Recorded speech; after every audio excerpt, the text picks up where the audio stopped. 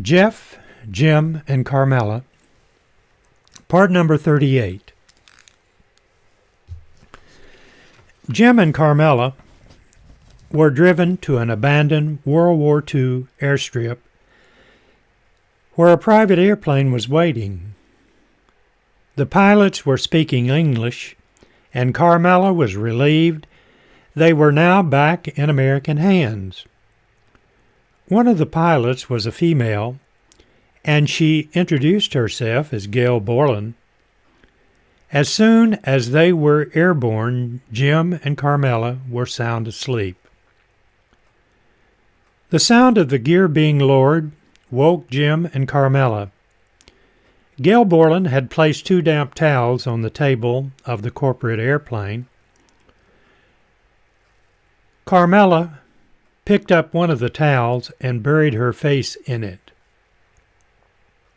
She could not remember being this tired in her life. Jim saw Carmela with the towel, and he instantly grabbed the other one. Jim told Carmela he wanted to find them the finest bed he could find in France. As soon as the airplane parked, Jim was on the lookout for the nearest telephone booth he could find. Luck would have it the first hotel he contacted had rooms available. Gail Borland was living in France, and she had her automobile parked at the airport. She offered to give them a ride to the hotel. On the way, Jim was wanting to ask what he knew Carmela wanted to know, and that was what connection did Gail have with Jeff.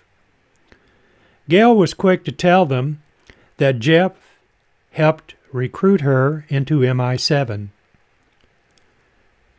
She said she only met him one time when he came to see a Christmas performance at Radio City Music Hall when she was performing with the Rockettes.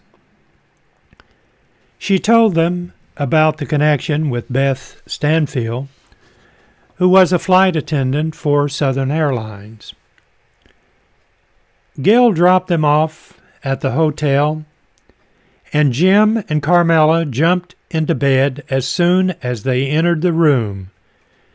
Jim could only remember mumbling to Carmela how tired he was. He was asleep as soon as his head hit the pillow. One thing about this story, you've probably noticed that I'm doing it in first person, third person, second person. It's difficult to do something in the third person because the more characters you have in your story, the more you got to know how they think. You have got to take on the character of each character in the third person. So that's kind of difficult to do, or I've been told that it's difficult. So that's the way I'm doing this story or this novel. Near the end of this novel, there's a portion where the only way that it can be effective is to do it in the first person, but it's lengthy and it's Carmela explaining something, and it just doesn't fit for a male to do the first person of the female. So what I'm going to try to do is maybe get my granddaughter to do it. But anyway, we'll see. But anyway, this thing is done third person, second person, first person. I hope you're enjoying this novel. I enjoy writing things. Of course, I really got a late start, and it's only because of word processors and spell checkers. If I'd had a spell checker years ago, I'd have tons of stuff written.